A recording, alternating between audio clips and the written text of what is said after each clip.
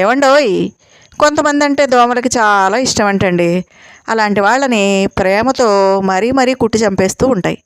ఇంతకీ దోమలకి ఇష్టమైన వాళ్ళు ఎవరు, వాళ్ళని ఎందుకు ఎక్కువగా కుడుతూ ఉంటాయి అనేది ఈ వీడియోలో మీకు వివరిస్తానండి.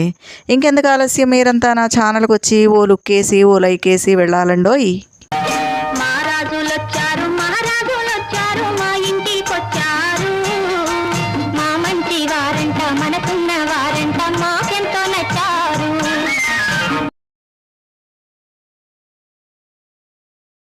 ఒకప్పుడు వర్షాకాలం వేసవిలో మాత్రమే వెంటాడే దోమలు ఇప్పుడు ఏడాది పొడవునా మన మీద దాడి చేస్తూనే ఉన్నాయండి. దోమలు చికాకు తెప్పించడం మాత్రమే కాకుండా డెంగ్యూ, మలేరియా, చికున్గున్యా వంటి వ్యాధుల్ని వ్యాప్తి చేస్తాయండి. ముఖ్యంగా వర్షాకాలంలో దోమలు నిత్యం సంచరిస్తూనే ఉంటాయి. ఇకపోతే ఒక గదిలో ఎంతమంది ఉన్నా కొందరిని మాత్రమే దోమలు ఎక్కువగా కుడుతూ ఉంటాయి.